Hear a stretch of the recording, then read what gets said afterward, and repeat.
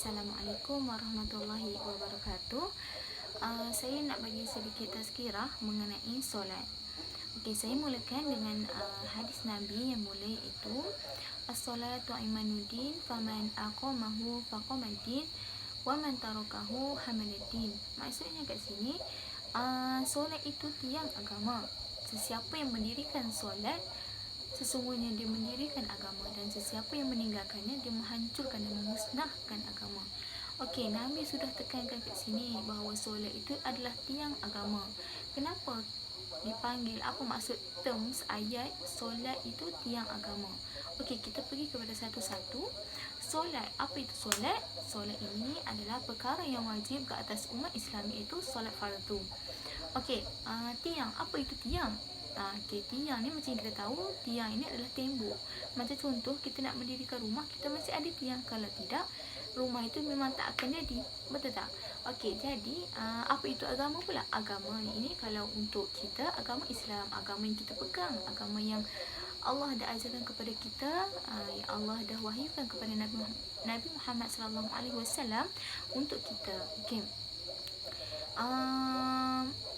Okey, kelebihan orang yang solat ini, apabila dia menjaga solat dia, hati dia akan tenang, hidup dia akan tenang, hidup dia diberkati.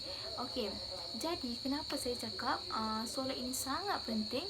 Kerana apabila kita mati nanti, perkara yang pertama yang Allah akan tanya ialah solat. Kenapa solat perkara yang pertama?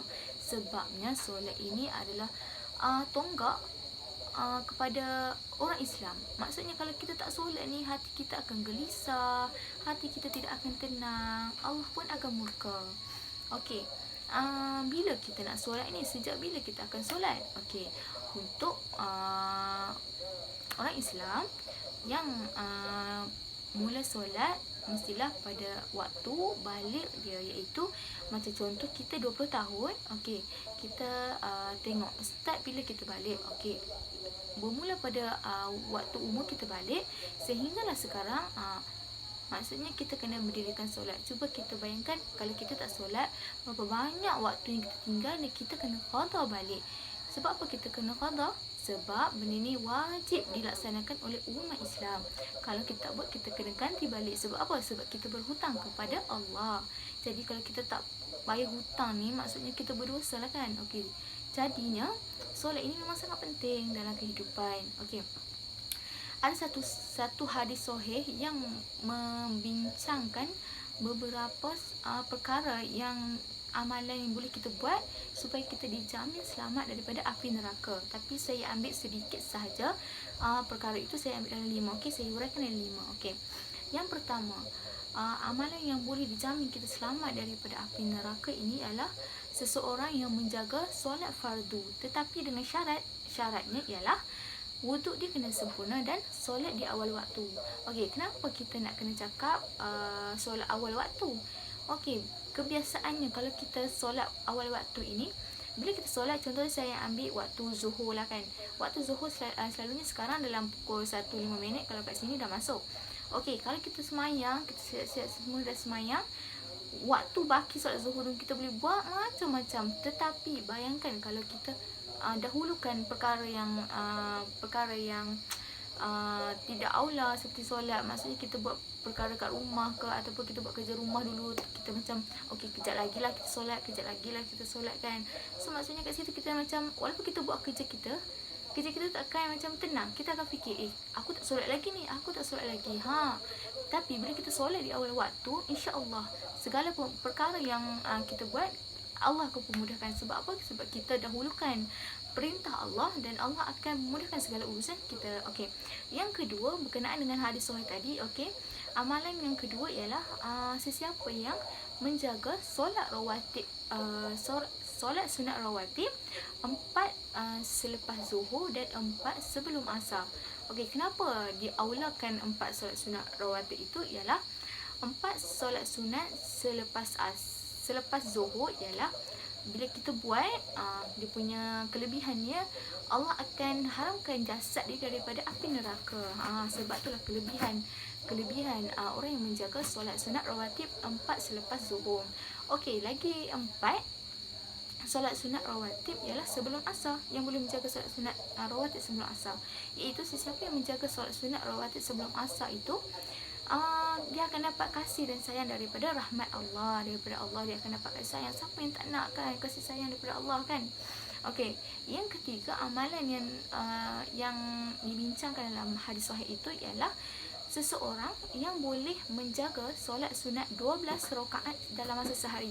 Okey, kita nampak 12 rakaat tu macam banyak kan, tapi sebenarnya 12 rakaat tu sangat mudah. Okey, saya bagi contohlah. Dalam sehari kalau kita nak kira dalam 12 rakaat tu, kita buat before subuh 2 rakaat. Dia dapat dah 2. So lagi 10, betul tak? Kan 12 rakaat kan? So lagi 10. Kita tambahlah solat sunat duha 4. Kita buat 4 lah, kononnya 4 rakaat. Dah 6. Lepas tu lagi 6, kita buatlah 2 selepas zuhur, 2 sebelum asar, 2 maghrib, 2 isyak. So dah dapat dah kat situ 12 rakaat. Dah lebih 12 rakaat. Ataupun kita mau buat solat sunat rawatib, kita buat selepas solat sunat maghrib, maafkan saya, selepas solat fardu maghrib kan ada masa kan sebelum waktu isyak kan. So kat situ sebelum kita baca Quran, kita buatlah solat sunat istikharah ke, solat sunat taubat ke kan. Solat sunat apa tak kisah, tetapi yang boleh menjaga 12 rakaat dalam masa sehari, orang itu akan dijamin selamat daripada api neraka. Tak kisahlah qiyam mulai ke, rawatib ke, sunat duha ke, tak kisah. Jadi dia boleh jaga 12 rakaat pada hari itu, solat sunat 12 rakaat pada hari itu. Yang keempat, solat sunat 12 rakaat. Yang keempat, dia boleh dia selalu melazimi kalimah la ilaha illallah. Bila di pada mahsyar nanti, orang yang si fulan ni dia sebenarnya ahli neraka, tapi disebabkan bila di atas dunia dia selalu melazimi kalimah la ilaha illallah, maka Allah akan suruh malaikat pergi cari si fulan ini untuk dimasukkan ke syurga. Kenapa? Allah sendiri yang akan suruh malaikat cari si fulan ni. Jadinya kat sini amalan yang boleh kita selamat daripada api neraka ialah yang pertama tadi, solat sunat fardu dengan syarat sempurna wuduk dia dan solat di awal waktu. Yang kedua, orang yang menjaga solat sunat rawatib 4 selepas zuhur dan 4 sebelum asar. Yang ketiga, orang yang boleh menjaga solat sunat 12 rakaat dalam masa sehari. Yang keempat, orang yang selalu melazimi kalimah la ilaha illallah. Kat sini saya nak cakap, solat ni sangatlah perkara yang paling penting dalam kehidupan. Jadinya kalau Allah dah cakap perkara itu perlu diaulakan, jadi kita kena perlu aula. Kita buang segala perkara yang duniawi, kita fokus dekat masa solat ni kita nak bercakap dengan Allah. Time sujud tu kita boleh bercakap dengan Allah, kita luas segala masalah. Masa tu kat situ kita akan rasa segala jiwa kita tenang. Lepas tu solat ni sebenarnya boleh mencegah kita daripada kemungkaran, sebagaimana firman Allah, a'udzubillahi minasyaitonirrajim, innas salata tanha 'anil fahsya'i wal munkar. Sesungguhnya solat itu dapat mencegah daripada kemungkaran. Tetapi ada persoalan juga yang datang.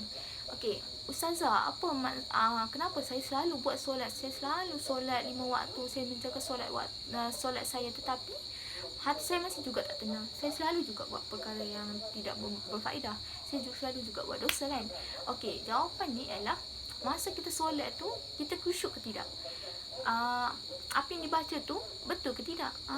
Maksudnya solat itu mestilah sempurna. Jadinya bila kita dapat solat yang sempurna, kita akan dapat terms yang Allah cakap tu, dapat mencegah daripada kemungkaran. Macam tu juga kalau wanita solehah.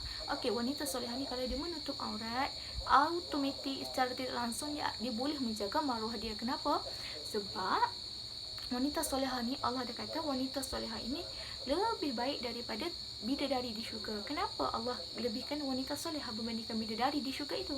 Kerana wanita solehah dia memperjuangkan hawa nafsunya, dia memperbaiki dirinya. Di atas dunia dia memperjuangkan, dia menjaga auratnya.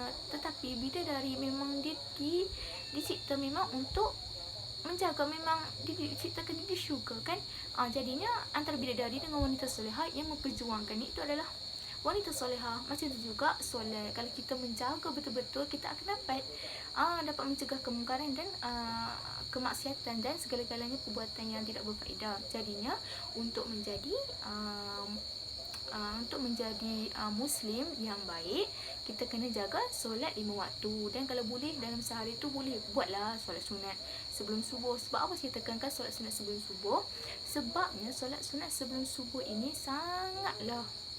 sangatlah memberi faedah kepada kita. Solat sunat sebelum subuh ni lebih baik daripada dunia dan seisinya. Kita cuba jaga solat sunat sebelum subuh tu. Maksudnya kita bangunlah awal. Kita sebelum subuh tu, macam sekarang kan subuh kat awal kan. So kita boleh bangun, buat qiyam, lepas tu tunggu subuh, baca Quran. Okey. Solat sunat duha, kita boleh buat solat sunat duha. Solat sunat duha ni kalau tak boleh buat 4, buat 2 pun tak apa. Tak buat 2, makin lama makin banyak lah. Okay, solat sunat duha ni bukan semata-mata untuk rezeki, tapi kita niatkanlah untuk kerana Allah. Bila kita niat segala perkara kita buat kerana Allah, automatik rezeki itu akan masuk secara tidak langsung. Okay. Yang ketiga, solat sunat, solat berjemaah. Okay, dalam sehari tu cuba kita solat berjemaah walaupun 1 waktu. Kita usahakan juga, walaupun saya faham dalam setiap keluarga lain. Kita punya dalam setiap keluarga tu tak semua yang keluarga yang menjaga solat kan. Jadi kita yang belajar agama ni, kita cuba juga cari waktu, ataupun kita sendiri yang pergi masjid, ataupun kalau untuk orang lelaki lagi senang lah kan, kita jadi imam, jadi imam keluarga. Walaupun ada mak ayah yang tak pandai jadi imam, okey, kita sendiri yang kita faham, yang kita yang faham agama ni boleh. Perempuan pun boleh juga jadi imam. Kita jadikanlah mak kita makmum, adik-adik makmum. Itu kan dikira solat jemaah. Sebab apa? Solat jemaah ni 27 pahala yang boleh kita dapat berbandingkan kita solat seorang diri hanya 1 sahaja pahala. Kalau pahala ni boleh dikira macam-macam dah kita boleh buat, betul tak? Sebab tu pahala ni kita tak nampak. Sebab kalau nampak, berpusu-pusu orang akan cari. Tapi bila tak nampak, masa tu kita nampak nilai usaha seseorang itu untuk mendapatkan pahala. Sebab apa? Allah tak tengok apa usahanya, Allah tengok hasil. Allah tak tengok hasil, maafkan. Allah tak tengok hasil, Allah tengok usaha kita untuk jadi orang yang lebih baik. Okey. Pesanan terakhir saya ialah tak boleh buat semua, jangan tinggal semua. Okey? Okey, hanya itu saja daripada saya.